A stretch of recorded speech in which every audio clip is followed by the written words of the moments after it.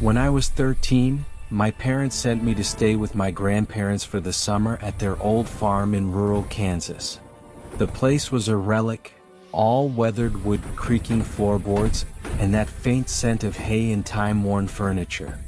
It sat on 20 acres of open land, the nearest neighbor nearly half a mile away. To a kid from the suburbs, it felt like stepping back into another century. At first, I loved it. The smell of cut grass, the hum of crickets at night, the way the sun seemed to set slower over the golden fields. But that feeling didn't last long. The first night, my grandmother showed me to the room where I'd be sleeping, the attic. It wasn't really meant to be a bedroom.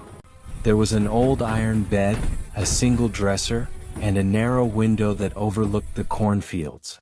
The air up there felt heavier somehow, and I could always hear faint scratching from the walls. My grandfather said it was probably mice. That first night, I lay awake for hours, listening to the wind whistle through the cracks in the window frame. At around 2 a.m., I heard something new, slow, deliberate footsteps coming up the stairs. At first, I thought it was Grandpa checking on me, but then I noticed the pattern. Step, pause, step, pause. Whoever it was, they were taking their time as if careful not to be heard. Then I heard the soft rattle of the door handle turning. It turned once, twice. Then slowly the door creaked open an inch. I froze. My heart was pounding so hard I thought whoever was out there could hear it. The door stayed open just long enough for me to see nothing but darkness beyond it. Then it shut again with a soft click. I lay awake till dawn, too terrified to move. The next morning I told my grandfather what happened. He just chuckled and said, "This house is older than I am, boy. What settles, wind moves things around. You probably heard the raccoons again." I wanted to believe him. I really did. But I knew what I'd heard. Still, I tried to push it out of my mind. I spent the day helping Grandma shell peas and feed the chickens, trying to forget. But by that night, my unease returned. The second night, around the same time, 2 a.m. again, I heard it. The same footsteps. This time they stopped just outside the attic door and didn't move. Then, 3 slow taps on the door. Tap, tap, tap. My breath caught in my throat. I whispered, "Grandpa?" But there was no answer. The silence that followed felt wrong, not empty but listening. After what felt like minutes, the footsteps retreated down the stairs. When I finally worked up the courage to check, there was nothing there. No raccoon. No one awake. I started sleeping with the oil lamp on after that. 3 nights later it got worse. I woke up because my bed was shaking. Not violently, but enough to rattle the metal frame. My first thought was that it was an earthquake, but then I saw something that made every muscle in my body lock. At the foot of my bed, barely visible in the dim lamplight, was the outline of a person. Not my grandfather. This thing was too tall, its shoulders too broad. It didn't move, didn't breathe. It just stood there motionless. I wanted to scream, but I couldn't. My voice wouldn't come out. After a few seconds, or minutes, I can't even tell, the figure tilted its head slightly as if studying me. Then it was gone. The next morning I noticed the closet door, which I always kept closed, was wide open. After that summer, I never went back to stay at the farm.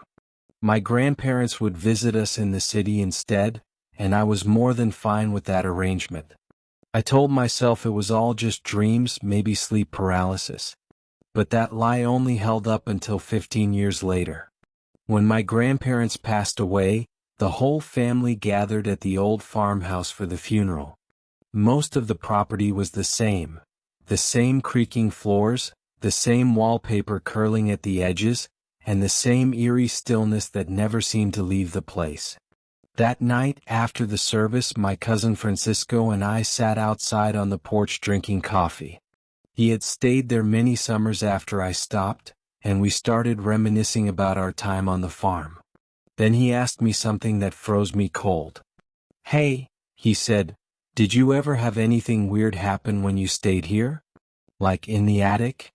My stomach dropped. What do you mean weird? I asked. He hesitated.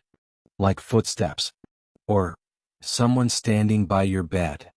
I stared at him, speechless. He nodded slowly. I knew it, he said. It wasn't just me.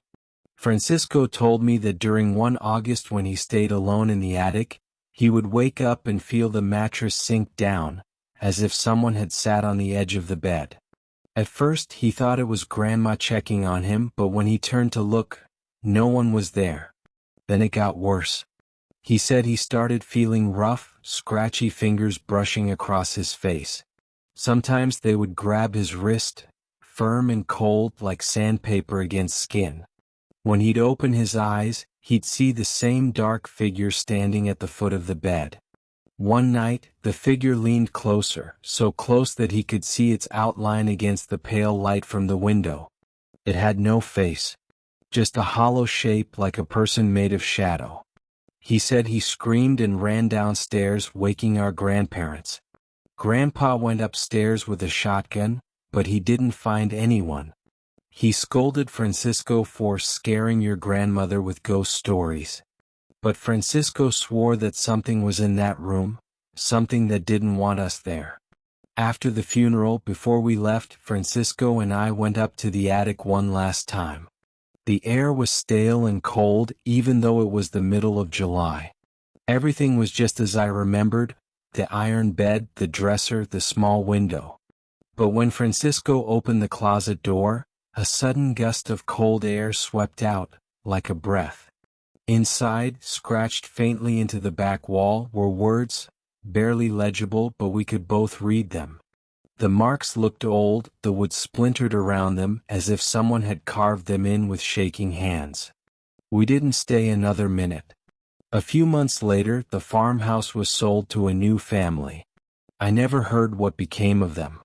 I sometimes think about calling to ask if they've had any strange experiences there, but I can't bring myself to. Francisco and I don't talk about that night anymore. But every now and then, when I'm home alone and the house creaks after midnight, I'll think back to that sound on the stairs, that deliberate, measured step, and wonder if whatever haunted that attic ever really stayed behind.